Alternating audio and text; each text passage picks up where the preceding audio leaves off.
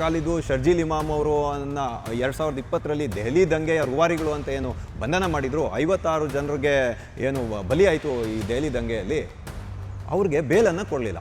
ಯಾರು supreme court ಬೇಲನ್ನು ಕೊಡಲಿಲ್ಲ. ಆದರೆ ತಗದೆಯನ್ನು ತೆಗೆದಿದ್ದು ಮಾತ್ರ ಕಾಂಗ್ರೆಸ್. ಹಾಗಾಗಿ ಇವ್ರದ್ದು ವಿಚಾರಧಾರೆ ಏನು ಅಂತ ಹೇಳಿದ್ರೆ, ಯಾವುದೇ ಒಬ್ಬ ಆರೋಪಿಯನ್ನು ದೀರ್ಘಕಾಲವರೆಗೂ ಜೈಲಿನಲ್ಲಿ ಇಟ್ಕೊಳ್ಬಾರ್ದು ಅನ್ನುವಂಥ ವಾದವನ್ನು ಮುಂದಿಟ್ಟಿದ್ದಾರೆ. ಅದಕ್ಕೆ ಸುಪ್ರೀಂ ಕೋರ್ಟ್ ಸ್ಪಷ್ಟನೆಯನ್ನು ಕೊಟ್ಟಿದೆ. ಸಬರಾಮತಿ ಹಾಸ್ಟೆಲ್ ಅಂತ ಒಂದು ಹಾಸ್ಟೆಲ್ ಇದೆ. ಅಲ್ಲಿ ಮೊನ್ನೆ ನೈಟು ಒಂದು ಕಾರ್ಯಕ್ರಮವನ್ನು ಆಯೋಜನೆ ಮಾಡಲಾಗಿರುತ್ತೆ. ಆ ಕಾರ್ಯಕ್ರಮದ ಹೆಸರು A knight of resistant with the guerrilla dhaba ಅಂತ. ನೋಡಿ ಹೆಸರು ಹೆಂಗಿದೆ ಅಂತ.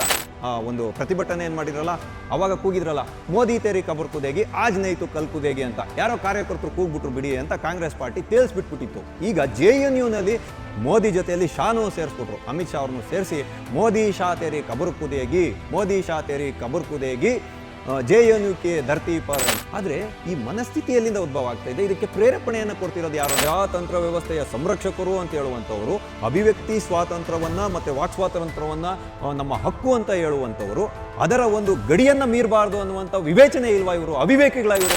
ಒಂದು ಪಾರದರ್ಶಕ ಚುನಾವಣಾ ವ್ಯವಸ್ಥೆಯಲ್ಲಿ ಆಯ್ಕೆಯಾಗಿ ಬಂದು 11 ವರ್ಷಗಳ ಕಾಲ ಪ್ರಧಾನಮಂತ್ರಿ ಆಗಿರುವಂಥ ನರೇಂದ್ರ ಮೋದಿ ಅವರಿಗೆ ಗುಂಡಿ ತೆಗಿತೀವಿ ಅಂತ ಕೇಳಿದವ್ರಿಗೆ ಈ ದೇಶದಲ್ಲಿ ಶಿಕ್ಷೆ ಮಾಡೋದಕ್ಕಾಗೋದಿಲ್ಲ ಅಂತ ಹೇಳಿದ್ರೆ ಪ್ರಜಾತಂತ್ರ ವ್ಯವಸ್ಥೆ ಎಲ್ಲಿ ಜೀವಂತವಾಗಿದೆ ಅನ್ನುವಂಥ ಪ್ರಶ್ನೆ ಇವತ್ತು ಎದುರಾಗ್ತಾ ಇರ್ತದೆ. TV ವಿಕ್ರಮದ ಸಮಸ್ತ ವೀಕ್ಷಕರಿಗೆ ಆಟೋವಾಲ ಕಾರ್ಯಕ್ರಮಕ್ಕೆ ಆತ್ಮೀಯವಾದ ಸ್ವಾಗತ. ನಾನು ನಿಮ್ಮ ಜಯಂತ್ ಪಾಂಡೆ. ಸ್ನೇಹಿತರೆ, ಆಟೋವಾಲ ಕಾರ್ಯಕ್ರಮಕ್ಕೆ ನಾವಿಂದು ಆಯ್ದುಕೊಂಡಂತಹ ವಿಷಯ ಮತ್ತೆ ತಲೆ ಎತ್ತಿದ ತುಕುಡೆ ಗ್ಯಾಂಗು. ಹೌದು ಸ್ನೇಹಿತರೆ, ಈ ತುಕುಡೆ ಗ್ಯಾಂಗ್ ಅಂತ ಹೇಳೋದು ನಮ್ಮ ದೇಶದಲ್ಲಿ ಒಂದು ಕಾಂಗ್ರೆಸ್ ಗಿಡ ಅಂತ ಇತ್ತು. ಈ ಕಾಂಗ್ರೆಸ್ ಗಿಡ ಒಂದು ಕಳೆ. ಇದು ಒಂದೇ ಒಂದು ಬೀಜ ಎಲ್ಲಾದರೂ ಬಿದ್ದರೆ ಅದು ಆ ಕೃಷಿ ಭೂಮಿ ಇರ್ಬೋದು, ಖಾಲಿ ಜಾಗ ಇರ್ಬೋದು, ಅದನ್ನೆಲ್ಲವನ್ನು ಆವರಿಸ್ಕೊಂಡ್ಬಿಡುತ್ತೆ. ಹಂಗಾಗಿ ಇದಕ್ಕೇನು ಬೆಳೆಯೋಕ್ಕೆ ನೀರು ಬೇಡ, ಗೊಬ್ಬರನೂ ಬೇಡ, ಏನು ಬೇಡ. ಹಂಗಾಗಿ ಎಲ್ಲ ಕೃಷಿ ಭೂಮಿನ ಆವರಿಸ್ಕೊಂಡ್ಬಿಡುತ್ತೆ. ಹಾಗೇ ಇವತ್ತು ದೇಶದಲ್ಲಿ ಕೆಲವು ರಾಷ್ಟ್ರ ವಿರೋಧಿ ಮನಸ್ಥಿತಿ ಇರೋವಂಥವ್ರು, ಸಮಾಜದಲ್ಲಿ ಅಶಾಂತಿಯನ್ನು ಹುಟ್ಟಾಕಬೇಕು ಅನ್ನೋರು, ಈ ಅರ್ಬನ್ ನಕ್ಸಲ್ ಇರೋವಂಥ ಏನು ನಾವು ಕರಿತೀವಿ ನಗರ ನಕ್ಸಲರು ಅಂತ, ಇವ್ರ ಮನಸ್ಥಿತಿನೂ ಎಡಚರರ ಮನಸ್ಥಿತಿನೂ ಒಂದೇ. ಇವ್ರು ಯಾವಾಗಲೂ ಯಾವ ವಿಷಯಕ್ಕಾಗಿ ಧ್ವನಿ ಎತ್ತಬೇಕೋ ಆ ವಿಷಯಕ್ಕಾಗಿ ಧ್ವನಿ ಎತ್ತಲ್ಲ.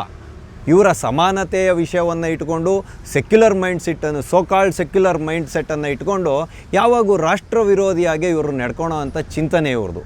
ಹಾಗಾಗಿ ಅದಕ್ಕೊಂದು ಮುಖ್ಯ ವೇದಿಕೆಯಾಗಿ ಹೊರಹೊಮ್ತಿದೆಯಾ JNU ಅಂದರೆ ಜವಾಹರ್ಲಾಲ್ ನೆಹರು ಯೂನಿವರ್ಸಿಟಿ ಅಂತ ದೆಹಲಿಯಲ್ಲಿದೆ. ಈ ಯೂನಿವರ್ಸಿಟಿ, ಈ ವಿಶ್ವವಿದ್ಯಾನಿಲಯ ಇವತ್ತು ಇಂಥವ್ರಿಗೆ ಅಡುಗುದಾಣವಾಗ್ತಿದೆಯಾ ಅನ್ನುವಂಥ ಅನುಮಾನಗಳು ವ್ಯಕ್ತ ಆಗ್ತಿದೆ. ಯಾಕೆಂದರೆ JNU ಅನ್ನೋಂಥ ವಿಶ್ವವಿದ್ಯಾಲಯ ಈಗ ಮಾತ್ರ ಪ್ರಚಲಿತಕ್ಕೆ ಬಂದಿರೋದಿಲ್ಲ. ಯಾವಾಗಲೂ ಈ ಎಡಪರ ಚಿಂತನೆ, ಅರ್ಬನ್ ನಕ್ಸಲರ ಸಮರ್ಥನೆ, ಭಯೋತ್ಪಾದಕರ ಸಮರ್ಥನೆ, ಸಂಸತ್ನ ಮೇಲೆ ದಾಳಿ ಮಾಡಿದವ್ರ ಸಮರ್ಥನೆ ಮಾಡೋದಿರ್ಬೋದು, ಕಾಶ್ಮೀರದ ಬಗ್ಗೆ ಫ್ರೀಡಮ್ ಕೇಳೋದ್ರ ಬಗ್ಗೆ ಸಮರ್ಥನೆ ಮಾಡೋದಿರ್ಬೋದು, ಇಂಥ ಎಲ್ಲ ನಾಯಕರು ಹೊರಹೊಮ್ಮಿದ್ದು JNU ಇಂದ. ಹಾಗಾಗಿ ಇದು ಒಂದು ವೇದಿಕೆ ಆಗೋಗಿದೆ ಇಲ್ಲಿ. ಇದಕ್ಕೆ ಇತ್ತೀಚೆಗೆ ಕಡಿವಾಣ ಬಿದ್ದಿತ್ತು. ಯಾವಾಗ ಉಮರ್ ಖಾಲಿದು, ಶರ್ಜೀಲ್ ಇಮಾಮ್ ಅವರು 2020ರಲ್ಲಿ ದೆಹಲಿ ದಂಗೆಯ ರೂವಾರಿಗಳು ಅಂತ ಏನು ಬಂಧನ ಮಾಡಿದ್ರು, 56 ಜನರಿಗೆ ಏನು ಬಲಿ ಆಯಿತು ಈ ದೆಹಲಿ ದಂಗೆಯಲ್ಲಿ, ಅವ್ರಿಗೆ ಬೇಲನ್ನು ಕೊಡಲಿಲ್ಲ. ಯಾರು ಸುಪ್ರೀಂ ಕೋರ್ಟ್ ಬೇಲನ್ನು ಕೊಡಲಿಲ್ಲ, ನಿನ್ನೆ ನಿರಾಕರಣೆ ಮಾಡಿದೆ. ಅಷ್ಟೇ ಅಲ್ಲದೆ ಈ ಒಂದು ದೆಹಲಿಯ ದಂಗೆಯಲ್ಲಿ ಇವರ ಪಾತ್ರ ಇರೋದು ಮೇಲ್ನೋಟಕ್ಕೆ ಕಂಡು ಬಂದಿರೋದ್ರಿಂದ ಇನ್ನು 1 ವರ್ಷಗಳ ಕಾಲ ಇವರು ಬೇಲ್ಗೆ ಅಪ್ಲೈ ಮಾಡಬಾರ್ದು ಅಂತ. ಆದರೆ ತಗದೆಯನ್ನು ತೆಗೆದಿದ್ದು ಮಾತ್ರ ಕಾಂಗ್ರೆಸ್ ಪಕ್ಷ. ಕಾಂಗ್ರೆಸ್ ಪಕ್ಷಕ್ಕೆ ಇರುಸು ಮುರುಸಾಗ್ತಿದೆ ಇವತ್ತು. ನೋಡಿ, ಈ ಒಂದು ದಂಗೆಯ ರೂವಾರಿಗಳು ಅಂತ ಗೊತ್ತಾದಾಗ, ಮಾಸ್ಟರ್ ಮೈಂಡ್ ಇವರೇ ಸೂತ್ರಧಾರರು ಅಂತ ಗೊತ್ತಾಗ್ತಿದೆ ಮೇಲ್ನೋಟಕ್ಕೆ ಅಂತ ಸುಪ್ರೀಂ ಕೋರ್ಟ್ ಹೇಳಿದ್ರು ಕೂಡ ಸಹಿಸ್ಕೊಳ್ಳೋಕ್ಕಾಗದೇ ಇರೋವಂಥ ಸ್ಥಿತಿಯಲ್ಲಿ ಇವತ್ತು ಕಾಂಗ್ರೆಸ್ನ ನಾಯಕರು ಇರ್ತಕ್ಕಂಥದ್ದು. ಅಂದರೆ ಈ ಕೆಲವು ನಾಯಕರು ಏನು ಹೇಳ್ತಿದ್ದಾರೆ ಅಂತ ಹೇಳಿದ್ರೆ, ಈಗ ಬೇಲ್ಗೆ ಅಪ್ಲೈ ಮಾಡೋದು ಕೂಡ ಡೈರೆಕ್ಟ್ಲಿ ಇಂಡೈರೆಕ್ಟ್ಲಿ ರಾಜಕೀಯ ಪಕ್ಷಗಳೇ, BJPಯನ್ನು ಹೊರತುಪಡಿಸಿ ಬೇರೆ ರಾಜಕೀಯ ಪಕ್ಷಗಳು ಮಾಡ್ತವೆ ಈ ರೀತಿಯಾಗಿ ಇವ್ರಿಗೆ ಬೇಲ್ಗೆ. ಹಾಗಾಗಿ ಇವ್ರದ್ದು ವಿಚಾರಧಾರೆ ಏನು ಅಂತ ಹೇಳಿದ್ರೆ, ಯಾವುದೇ ಒಬ್ಬ ಆರೋಪಿಯನ್ನು ದೀರ್ಘಕಾಲವರೆಗೂ ಜೈಲಿನಲ್ಲಿ ಇಟ್ಕೊಳ್ಬಾರ್ದು ಅನ್ನುವಂಥ ವಾದವನ್ನು ಮುಂದಿಟ್ಟಿದ್ದಾರೆ. ಅದಕ್ಕೆ ಸುಪ್ರೀಂ ಕೋರ್ಟ್ ಸ್ಪಷ್ಟನೆಯನ್ನು ಕೊಟ್ಟಿದೆ. ಮೇಲ್ನೋಟಕ್ಕೆ ಇವರದ್ದು ಕೈವಾಡ ಇದೆ ಅನ್ನೋದು ಸಾಬೀತಾಗಿರೋದ್ರಿಂದ ಅದು ಟ್ರಯಲ್ಗಳು, ಕೋರ್ಟ್ ಟ್ರಯಲ್ಗಳು ಅಂದರೆ ವಿಚಾರಣೆ ಸುದೀರ್ಘವಾಗಿ ನಡೆದ್ರೂ ಕೂಡ ನಾವು ಕೈದಿಗಳನ್ನು, ಇದು ಆರೋಪಿಗಳನ್ನು ಕೈದಿಗಳಾಗಿ ಇಟ್ಕೊಂಡಿರ್ಬೋದು, ಬಂಧನದಲ್ಲಿ, ನ್ಯಾಯಾಂಗ ಬಂಧನದಲ್ಲಿ ಇಟ್ಕೊಂಡಿರ್ಬೋದು. ಹಾಗಾಗಿ ನೀವು ಇನ್ನೊಂದು ವರ್ಷದವರೆಗೂ ಬೇಲ್ನ ಅಪ್ಲೈ ಮಾಡಬಾರ್ದು ಅಂತ ಹೇಳಿದ್ರು. ನೋಡಿ, ಇದನ್ನು ಕಂಡು JNU ಅಲ್ಲಿರುವಂಥ ವಿದ್ಯಾರ್ಥಿ ಸಂಘಟನೆಗಳಿಗಾಗಲಿ, ಎಡಚರ ಮನಸ್ಥಿತಿ ಇರುವಂಥ ವಿದ್ಯಾರ್ಥಿ ಸಂಘಟನೆಗಳಿಗಾಗಲಿ ಯಾಕೆ ಗುರಿಯಾಗಬೇಕು ಅನ್ನುವಂಥ ಒಂದು ಪ್ರಶ್ನೆ ಬರುತ್ತೆ. ಈ JNU ಅಲ್ಲಿ ಸಬರಾಮತಿ ಹಾಸ್ಟೆಲ್ ಅಂತ ಒಂದು ಹಾಸ್ಟೆಲ್ ಇದೆ. ಅಲ್ಲಿ ಮೊನ್ನೆ ನೈಟು ಒಂದು ಕಾರ್ಯಕ್ರಮವನ್ನು ಆಯೋಜನೆ ಮಾಡಲಾಗಿರುತ್ತೆ. ಆ ಕಾರ್ಯಕ್ರಮದ ಹೆಸರು A knight of resistant with the guerrilla dhaba ಅಂತ. ನೋಡಿ ಹೆಸರು ಹೆಂಗಿದೆ ಅಂತ. ಅಂದರೆ ಯಾವಾಗ ಈ ಉಮರ್ ಖಾಲಿದು ಮತ್ತು ಶರ್ಜೀಲ್ ಇಮಾಮ್ ಅವರಿಗೆ ಬೇಲನ್ನು ನಿರಾಕರಣೆ ಮಾಡಲಾಯಿತು, ಅದಕ್ಕಿವಾಗ 5 ವರ್ಷ ತುಂಬ್ತಿದೆ. ಹಾಗಾಗಿ ಅವರನ್ನು ಬಿಡುಗಡೆ ಮಾಡಬೇಕು ಅನ್ನೋವಂಥ ವಿಷಯನ ಇಟ್ಕೊಂಡು ಇವರು ಅವರ ಸಮರ್ಥನೆಗೆ ಇಳಿದಿರೋದು. SFI ಅನ್ನುವಂತಹ ಒಂದು ವಿದ್ಯಾರ್ಥಿ ಸಂಘಟನೆ, ಇದು ಎಡಪರ ಚಿಂತನೆ ಇರುವಂಥ ಒಂದು ವಿದ್ಯಾರ್ಥಿ ಸಂಘಟನೆ. SFIನ ಫುಲ್ ಫಾರ್ಮ್ ಏನಪ್ಪ ಅಂತ ಹೇಳಿದ್ರೆ ಸ್ಟೂಡೆಂಟ್ ಫೆಡರೇಷನ್ ಆಫ್ ಇಂಡಿಯಾ ಅಂತ. ಇದರ ವಿದ್ಯಾರ್ಥಿ ಸಂಘಟನೆಯ ಅಧ್ಯಕ್ಷರು ಮತ್ತು ಕಾರ್ಯದರ್ಶಿಗಳು ಇವರೆಲ್ಲ ಸೇರಿಕೊಂಡು ಇವತ್ತು ಒಂದು ಘೋಷಣೆಯನ್ನು ಕೂಗಿದ್ದಾರೆ. ಒಂದು ಗೀತೆಯ ರೂಪದಲ್ಲಿ ಹಾಡೋದ್ರ ಮುಖಾಂತರ, ತಬಲವನ್ನು ಬಡಿಯೋದ್ರ ಮುಖಾಂತರ ಒಂದು ಘೋಷಣೆಯನ್ನು ಮಾಡಿದ್ದಾರೆ ರಾತ್ರಿ ಹೊತ್ತು. ಏನಂತಪ್ಪ ಹೇಳಿದ್ರೆ, ಇಷ್ಟು ದಿನ ಇವರಿಗೆಲ್ಲ ಏನಿತ್ತು ಅಂದರೆ ಮೋದಿ ತೇರಿ ಕಬುರ್ಕುದೇಗಿ ಆಜ್ ನೈತು ಕಲ್ಕುದೇಗಿ ಅಂತ ಬೊಗಳ್ತಿದ್ರಲ್ಲ ರಸ್ತೆಯಲ್ಲಿ. ಇವರು ಎಲ್ಲ ಎಂಥವರು ಅನ್ನೋದು ಇಲ್ಲಿ ಸ್ಪಷ್ಟನೆ ಬರ್ತಿದೆ. ಅಂದರೆ ಇಲ್ಲಿ ದೇಶದಲ್ಲಿ ನರೇಂದ್ರ ಮೋದಿ ಅವರನ್ನು ವಿರೋಧ ಮಾಡಬೇಕು ಅಂತ ಎಲ್ಲ ರಾಜಕೀಯ ಪಕ್ಷಗಳು ಒಂದಾಗೋಗಿದ್ದಾವೆ. ಅದೇ ರೀತಿ ಎಡಚರ ಮನಸ್ಥಿತಿ ಇರುವಂಥ ವಿದ್ಯಾರ್ಥಿ ಸಂಘಟನೆಗಳು ಕೂಡ ಈಗ ಕೈ ಜೋಡಿಸ್ತಿರೋದು ಮೇಲ್ನೋಟಕ್ಕೆ ಗೊತ್ತಾಗ್ತಿದೆ. ಹಾಗಾಗಿ ಮೊನ್ನೆ ಇವರು ವೋಟ್ ಚೋರಿ ಅಭಿಯಾನದ ಬಗ್ಗೆ ರಾಮಲೀಲಾ ಮೈದಾನದಲ್ಲಿ ಪೆರೇಡ್ ಮಾಡಿದ್ರಲ್ಲ, ಒಂದು ಪ್ರತಿಭಟನೆ ಏನು ಮಾಡಿದ್ರಲ್ಲ, ಆವಾಗ ಕೂಗಿದ್ರಲ್ಲ ಮೋದಿ ತೇರಿ ಕಬುರ್ಕುದೇಗಿ ಆಜ್ ನೈತು ಕಲ್ಕುದೇಗಿ ಅಂತ. ಯಾರೋ ಕಾರ್ಯಕರ್ತರು ಕೂಗ್ಬಿಟ್ರು ಬಿಡಿ ಅಂತ ಕಾಂಗ್ರೆಸ್ ಪಾರ್ಟಿ ತೇಲ್ಸ್ಬಿಟ್ಬಿಟ್ಟಿತ್ತು. ಈಗ JNUನಲ್ಲಿ ಇವಾಗ ನಾನು ಹೇಳಿದ್ನಲ್ಲ, ಮೊನ್ನೆ ನೈಟ್ ಆಯೋಜನೆ ಮಾಡಿದ್ದಂಥ ಗೆರಿಲ್ಲಾ ಡಾಬಾ ಅನ್ನೋವಂಥ ಒಂದು ಕಾರ್ಯಕ್ರಮದಲ್ಲಿ ಈ SFIನ ವಿದ್ಯಾರ್ಥಿ ಸಂಘಟನೆಯ 30-35 ಜನ ವಿದ್ಯಾರ್ಥಿಗಳು ಸೇರಿಕೊಂಡು ಮೋದಿ ಜೊತೆಯಲ್ಲಿ ಶಾನೂ ಸೇರಿಸ್ಬಿಟ್ರು, ಅಮಿತ್ ಶಾ ಅವ್ರನ್ನೂ ಸೇರಿಸಿ ಮೋದಿ ಶಾ ತೇರಿ ಕಬುರ್ಕುದೇಗಿ, ಮೋದಿ ಶಾ ತೇರಿ ಕಬುರ್ಕುದೇಗಿ JNU ಕೆ ಧರ್ತಿ ಪರ್ ಅಂತ. ಅಂದರೆ JNUನ ಭೂಮಿಯಲ್ಲಿ ಮೋದಿ ಮತ್ತು ಅಮಿತ್ ಶಾ ಅವರ ಗುಂಡಿಯನ್ನು ತೋಡಲಾಗುತ್ತೆ ಅಂತ ಹೇಳುವಂತಹ ಮಾನಸಿಕತೆಯನ್ನು ಇವರು ವ್ಯಕ್ತಪಡಿಸ್ತಾರೆ ಅನ್ನೋದಾದರೆ, ಇವರು ಎಂತಹ ವಿದ್ಯಾರ್ಥಿಗಳು, ಇವರು ಅಲ್ಲಿಂದ ಸ್ನಾತಕೋತ್ತರ ಪದವಿಗಳನ್ನು ಪಡೆದು ಬಂದು ಏನನ್ನು ಸಾಧಿಸುತ್ತಾರೆ ಈ ದೇಶದಲ್ಲಿ ಅನ್ನುವಂಥ ಪ್ರಶ್ನೆ ಇವತ್ತು ಎದುರಾಗಿದೆ ಸ್ನೇಹಿತರೆ. ಇವರನ್ನು ನಾವು ಹೇಗೆ ನಂಬೋದು? ಅಂದರೆ ಇಂದಿನ ಮಕ್ಕಳೇ ಮುಂದಿನ ಪ್ರಜೆಗಳು ಅಂತ ಹೇಳ್ತಾರಲ್ಲ, ವಿದ್ಯಾರ್ಥಿಗಳು ಮಕ್ಕಳು. ಇವರು ಏನು ಸಂಸ್ಕಾರಗಳನ್ನು ಕಲ್ತ್ಕೊಳ್ತಾರೋ ಅದರ ಮೇಲೆ ದೇಶದ ಭವಿಷ್ಯ ನಿರ್ಧಾರ ಆಗುತ್ತೆ ಅನ್ನೋದರಲ್ಲಿ ನಂಬಿಕೆ ಇಟ್ಟಿದೆ ಭಾರತ. ಹಾಗಾಗಿ ಈಗ JNUನಲ್ಲಿ ಓದ್ತಾ ಇರುವಂಥ ಈ ವಿದ್ಯಾರ್ಥಿ ಸಂಘಟನೆಯ ವಿದ್ಯಾರ್ಥಿಗಳ ಮನಸ್ಥಿತಿ ಹೇಗಿದೆ ನೋಡಿ.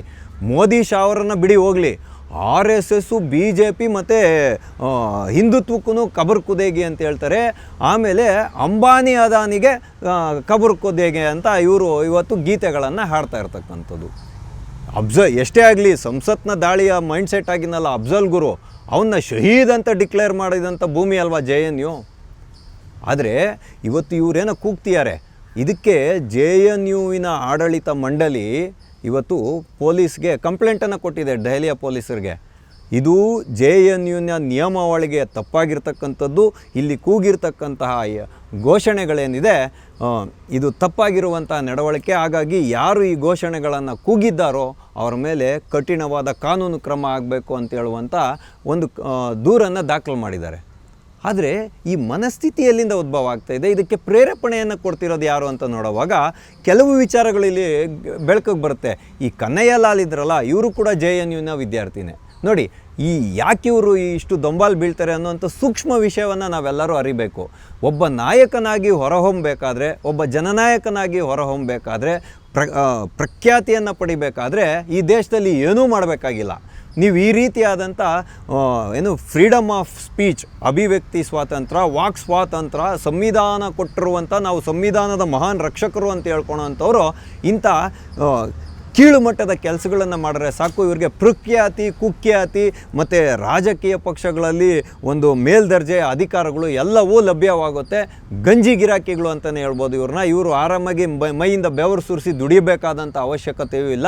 ಯಾವುದೋ ಒಂದು ರಾಜಕೀಯ ಪಕ್ಷ ಇವರನ್ನು ಹೈಜಾಕ್ ಮಾಡ್ಕೊಂಡು ಹೋಗುತ್ತೆ, ನಾಯಕರಾಗಿ ಹೊರಹೊಮ್ಮಿಸ್ಬಿಡ್ತಾರೆ. ಇವರು ಯಾವಾಗಲೂ ದೇಶದಲ್ಲಿ ಪ್ರಚಾರದಲ್ಲೇ ಇರ್ತಾರೆ. ಅಂದರೆ ಇವರೊಂದು ರೀತಿಯಾದಂಥ ಪ್ರಚಾರ ಪ್ರಿಯರು ಅಂತ ಹೇಳ್ಬೋದು. ಮತ್ತು ಸುಲಭವಾಗಿ ಹಣ ಮಾಡುವಂಥ ಮಾರ್ಗವನ್ನು ಕಂಡ್ಕೊಂಡ್ಬಿಟ್ಟಿದ್ದಾರೆ ಇವರು. ಹಾಗಾಗಿ ಈ ರೀತಿಯಾಗಿ ಮಾಡೋದು.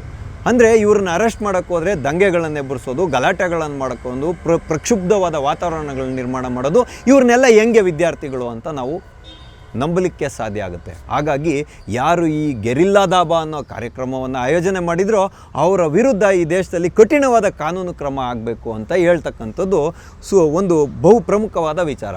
ನೋಡಿ, ಇದಕ್ಕೆ ಉದಿತ್ ರಾಜ್ ಅಂತ ಹೇಳುವಂಥ ಕಾಂಗ್ರೆಸ್ ನಾಯಕ, ಇಮ್ರಾನ್ ಮಸೂದ್ ಅಂತ ಹೇಳುವಂಥ ಕಾಂಗ್ರೆಸ್ ನಾಯಕ ಸಮರ್ಥನೆ ಕೊಡ್ತಿರೋದೇನು ಅಂತ ಹೇಳಿದ್ರೆ, ವಿಚಾರವನ್ನು ವಿರೋಧಿಸುವುದು ಯಾವ ರೀತಿಯಲ್ಲಿ ಬೇಕಾದ್ರೂ ವಿರೋಧ ಮಾಡ್ಬೋದಂತೆ. ಅಂದರೆ ಈಗ ಮೋದಿ ಶಾತೇರಿ ಕಬರ್ ಕುದೇಗಿ ಅಂತ ಹೇಳಿದ್ರೆ ಅದು ವೈಚಾರಿಕ ಭಿನ್ನಾಭಿಪ್ರಾಯನ ವಿರೋಧ ಮಾಡೋದಂತೆ.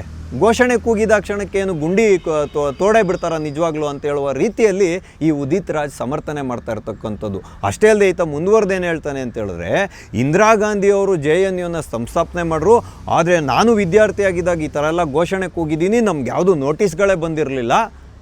ಇಂದಿರಾ ಗಾಂಧಿ ಒಂದೇ ಒಂದು ದಿನವೂ ಕ್ಯಾಂಪಸಲ್ಲಿ ಬಂದು ಭಾಷಣ ಮಾಡೋಕ್ಕಾಗಲಿಲ್ಲ, ಆ ರೀತಿಯಾಗಿರ್ತವೆ ವಿದ್ಯಾರ್ಥಿ ಹೋರಾಟಗಳು ಅಂತ ಹೇಳ್ತಾರೆ. ನೋಡಿ ಸ್ನೇಹಿತರೆ, ನಾನು ಮೊನ್ನೆ ಸಂಚಿಕೆಯಲ್ಲೂ ಕೂಡ ನಾನು ನಿಮಗೆ ಸ್ಪಷ್ಟಪಡಿಸಿದ್ದೆ. ಇವತ್ತು ಜಾಗತಿಕ ಮಟ್ಟದಲ್ಲಿ ನಡೀತಾ ಇರುವಂಥ ರಾಜಕೀಯ ಬೆಳವಣಿಗೆಗಳನ್ನು ನೋಡ್ತಾ ಇರುವಾಗ ಭಾರತದ ಆಂತರಿಕ ಭದ್ರತೆಗೆ ಮಹಾನ್ ಕಂಟಕ ಎದುರಾಗಿರುವಂತಹ ಸಮಯದ ಕಾಲದಲ್ಲಿ ನಾವಿರೋದು. ಅಂದರೆ ಈಗ ಅಂಥ ಕಾಲಘಟ್ಟದಲ್ಲಿ ನಾವಿದ್ದೀವಿ. ಹಾಗಾಗಿ ದೇಶದಲ್ಲಿ ನಡೆಯುವಂಥ ಪ್ರತಿಯೊಂದು ಘಟನೆಯೂ ಕೂಡ ನಾವು ಕೂಲಂಕುಷವಾಗಿ ಅವಲೋಕನ ಮಾಡುವಂತಹ ಸಂದಿಗ್ಧ ಪರಿಸ್ಥಿತಿಯಲ್ಲಿ ಇವತ್ತು ಭಾರತ ಇರತಕ್ಕಂಥದ್ದು. ಅಂಥ ಸಮಯದಲ್ಲಿ ಇಂಥ ಘೋಷಣೆಯನ್ನು ಕೂಗಿರ್ತಕ್ಕಂಥದ್ದು ರಾಷ್ಟ್ರ ವಿರೋಧಿಯೋ ಅಲ್ಲವೋ ಅನ್ನೋದನ್ನು ನೀವು ಹೇಳಿ. ಯಾಕೆ ಅಂತ ಹೇಳಿದ್ರೆ, ಪ್ರಜಾತಂತ್ರ ವ್ಯವಸ್ಥೆಯ ಸಂರಕ್ಷಕರು ಅಂತ ಹೇಳುವಂಥವರು ಅಭಿವ್ಯಕ್ತಿ ಸ್ವಾತಂತ್ರ್ಯವನ್ನು ಮತ್ತು ವಾಕ್ ಸ್ವಾತಂತ್ರ್ಯವನ್ನು ನಮ್ಮ ಹಕ್ಕು ಅಂತ ಹೇಳುವಂಥವರು ಅದರ ಒಂದು ಗಡಿಯನ್ನು ಮೀರಬಾರ್ದು ಅನ್ನುವಂಥ ವಿವೇಚನೆ ಇಲ್ವಾ ಇವರು, ಅವಿವೇಕಿಗಳ ಇವರು ಅಂತ ಹೇಳುವುದು ನನಗೆ ಇಲ್ಲಿ ತುಂಬ ಕೋಪದಿಂದ ನಾನು ಮಾತಾಡ್ತಾ ಇರ್ತಕ್ಕಂಥದ್ದು. ಅವಿವೇಕಿಗಳ ಇವರಲ್ಲ, ಇವ್ರ ತಂದೆ ತಾಯಿಗೆಲ್ಲ ಇವರು ಯಾವ ರೀತಿಯಾಗಿ ಮಖವನ್ನು ತೋರಿಸ್ತಾರೆ. ನಾನು ಏನು ವಿದ್ಯೆಯನ್ನು ಪಡ್ಕೊಂಡಿದ್ದೀನಿ ಅಂತ ಮಖವನ್ನು ತೋರಿಸ್ತಾರೆ, ಏನು ಪದವಿಯನ್ನು ಪಡ್ಕೊಂಡಿದ್ದೀನಿ, ನಾನು ಈ ದೇಶಕ್ಕೋಸ್ಕರ ಏನು ಮಾಡಬಲ್ಲೆ ಅನ್ನೋದನ್ನು ಇವರು ತೋರಿಸ್ತಾರೆ.